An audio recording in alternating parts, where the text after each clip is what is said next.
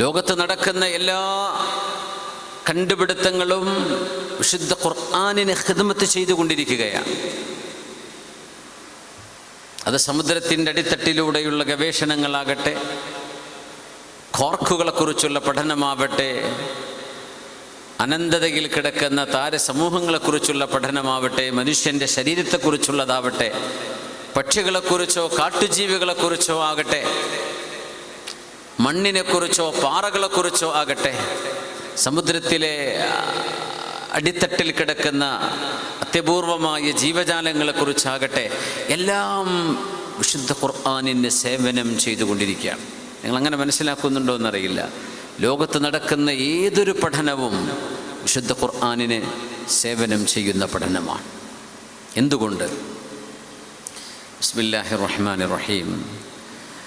സനുരീഹിം ആയാതിനാ ഫിൽ ആഫാഖി വഫീ അൻഫുസിഹിം ഹത്താ യതബയ്യന ലഹും അന്നഹുൽ ഹഖ്.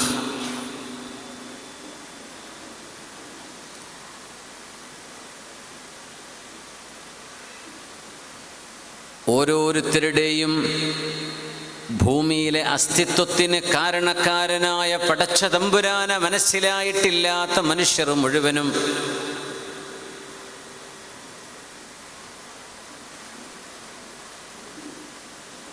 അവരെ കൺവിൻസ് ചെയ്യാൻ കഴിയുന്ന, അവരെ സമ്മതിപ്പിക്കാൻ കഴിയുന്ന, അവർക്ക് ഉൾക്കൊള്ളാൻ കഴിയുന്ന വിധമുള്ള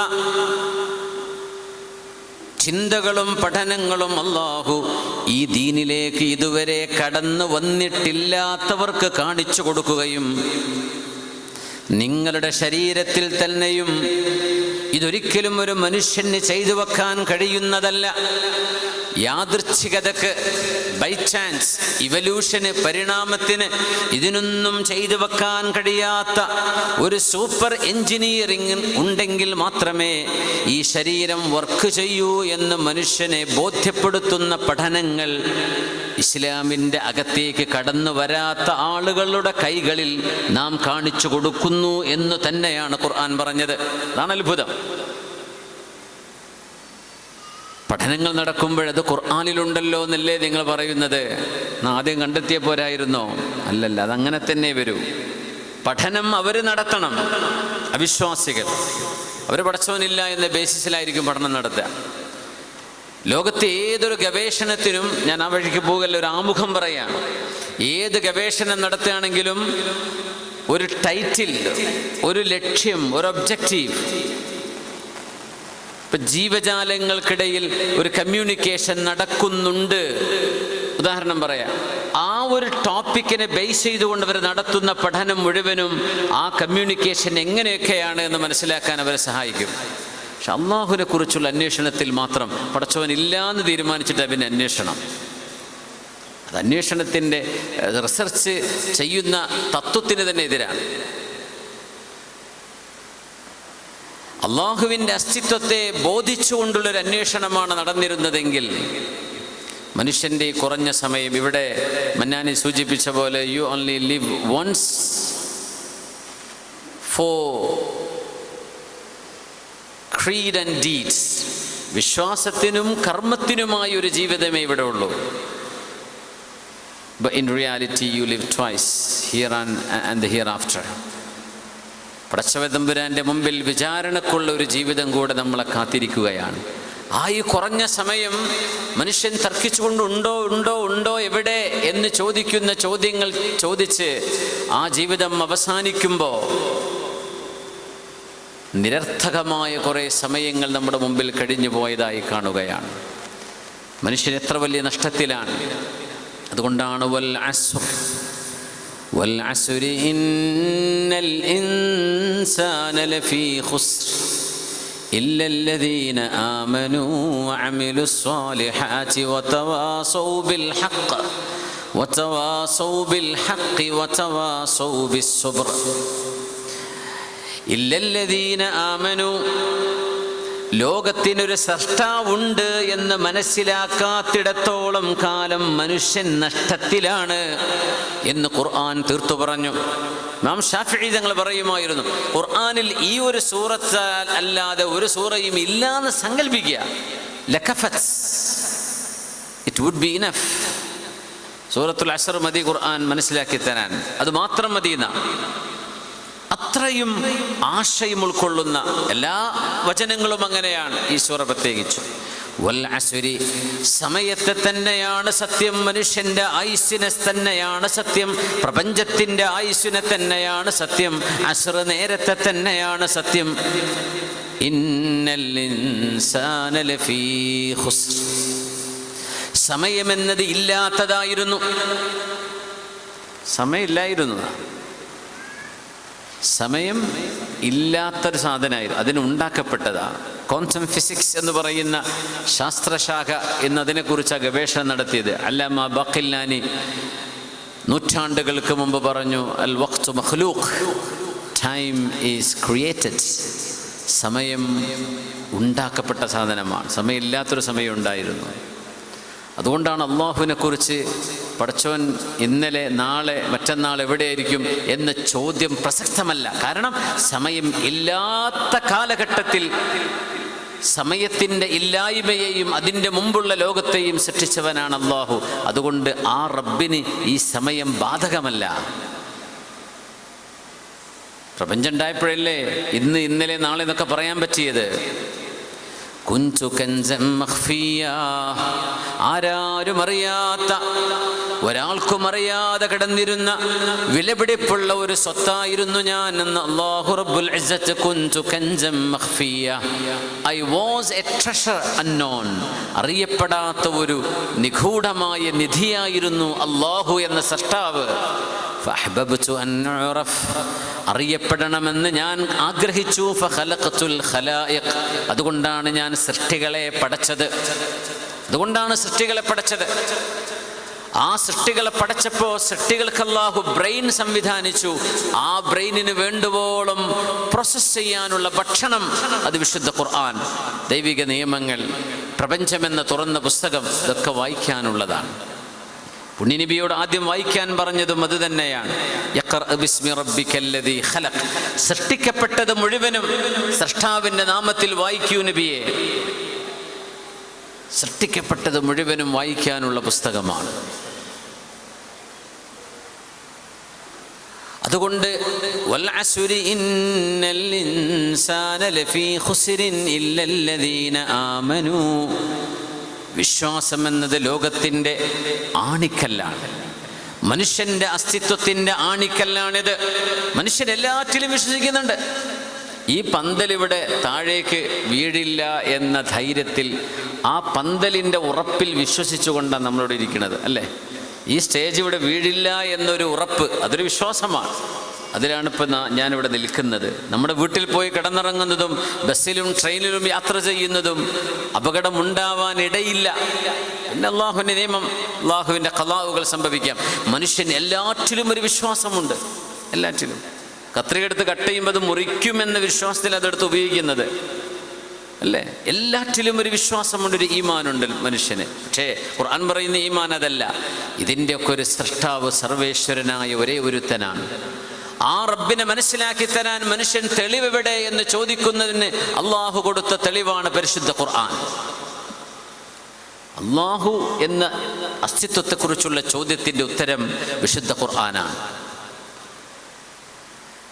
അതുകൊണ്ടാണ് വിശ്വാസമില്ലാത്തവർ ഇല്ലല്ലദീന ആമനൂ വഅമിലുസ് സ്വാലിഹാത്ത്, പ്രപഞ്ചത്തിൻ്റെ സൃഷ്ടാവിലും അന്ത്യനാളിലും വിശ്വസിക്കുകയും പുണ്യ റസൂലിനെ നെഞ്ചിലേക്ക് ചേർത്ത് വെക്കുകയും ചെയ്തവരൊഴികെ ബാക്കി എല്ലാവരും പരാജയത്തിലാണ്. വഅമിലുസ് സ്വാലിഹാത്ത്, സൽക്കർമ്മങ്ങൾ അനുഷ്ഠിച്ചവരുമൊഴികെ